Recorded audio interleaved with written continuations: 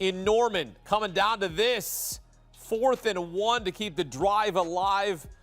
And Justice Haynes stuffed by the Oklahoma defense. Brent Venables and the Sooners get the win. John Mateer with 3 total touchdowns.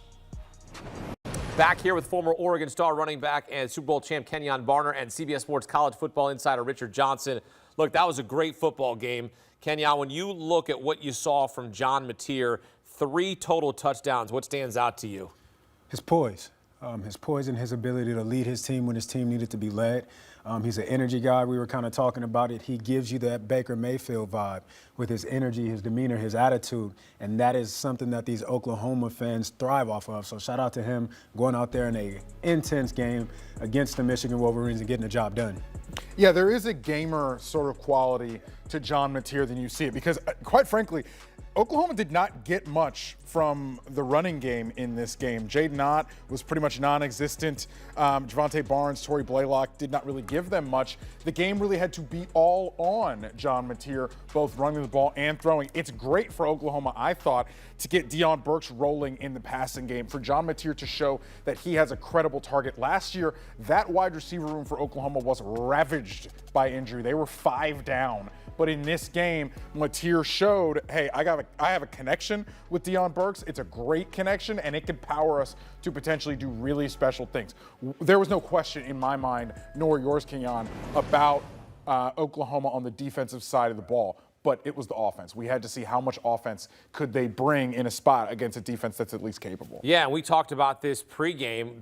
He's reunited with Ben Arbuckle, the offensive coordinator at Washington State. Brent Venables hires a new offensive coordinator. He's in his 4th season, and now you've got this consistency, this familiarity.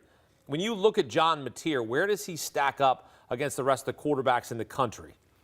That's a tough one because you got some guys out there. Right. You got some guys that are. Because some would say, I don't know how impressed I was tonight of John Mateer. Like, he was good, but how impressive is he? Very impressive. Okay. You know, like as you said, he put the team on his back, not only throwing the ball, but running the ball. He showed you that if he needs to, he can do it.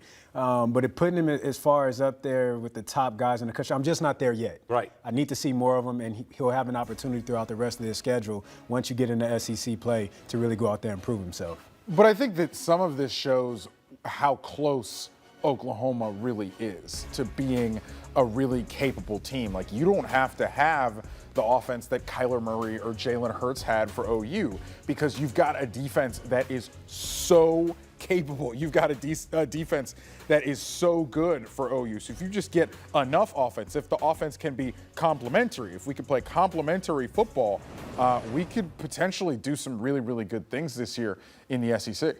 All right, you know how John Mateer was joking around about some gambling receipts with his friends on Venmo? You probably don't do that. Probably don't do that. Probably not the best idea. You know that story? Well, I'm going to tie it in here. He now has the 2nd shortest odds to win the Heisman behind Garrett Nussmeier. Carson Beck, John Mateer at 10 to 1. I think that is way. Pump the brakes? Pump the brakes on the John Mateer Heisman campaign. Let's settle down. You do not ever want to win the September Heisman. No, you don't. You want to win the December Jalen Heisman. Milroe won that. Yeah, exactly. I wish he would have won it. Yeah. Plenty of guys have won the December Heisman, but not the December Heisman. Listen, the question was just asked, where do we rank him among the top quarterbacks in the country, right? He came out, he performed, so, why not make a story out of it? All right. Well, he's going to have some opportunities, right? Yeah. They're going to play Red River here in a few weeks. Yep. And you're going to have a very unique matchup between a guy who comes in with all the hype around him in the world and then John Mateer, who is on his 2nd program here from Washington State as a transfer. So it's going to be interesting how he stacks up against a player like that. He's going to get Garrett Nussmeier at the end of the year when LSU plays Oklahoma in November. So there are going to be some chances for Mateer to step up and show the quarterback that he is. Not only that, when you talk about that matchup, I want to get back to Oklahoma and say this. You talked about playing complementary football earlier. You have to include special teams in that. Yes. And special teams, the way that they played today against a better SEC team will cost them if they put the ball on the ground like they did today. You were harping on that all night. All night. You were harping on they dropped a punt and a kick. Yes. Didn't they at one point? Or excuse me, it was 2 punts. Muffed the punt, dropped the kick, Yep. and then you had the running into the punter penalty. Yeah.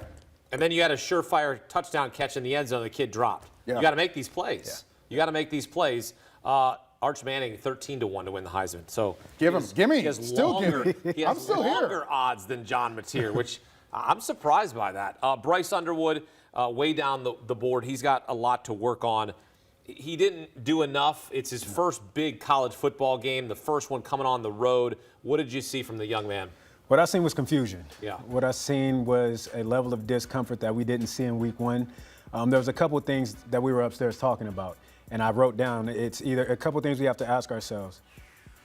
Are the coaches not confident in Underwood to open the playbook up and let him throw the ball downfield? Or is there a lack of talent at the receiver position on the Michigan Wolverines roster? So those are two questions that have to be handled and have to be discussed within the coaching staff. But, he went out there and gave his best effort. But this defense was absolutely ferocious. It was an absolute nightmare out there. And whether it was Underwood or somebody else, it would have been a long night. Yeah, at the end of the day, there are going to be more quarterbacks this year that Brent Venables and the Oklahoma defense are going to absolutely bamboozle. I mean, there could be guys that are going to play on Sundays next year that I think Brent Venables is going to be able to get the better of as a defensive coordinator. You saw pressure. The pressure looks. There was that one third down. We were sitting up in the green room talking about it's 3rd and 6. Yes. And Oklahoma comes out in a cover 0 look. That means 0 safeties. That means our corners are singled up against your wide receivers. We are bringing the house up front because we don't think you can beat us with your arm.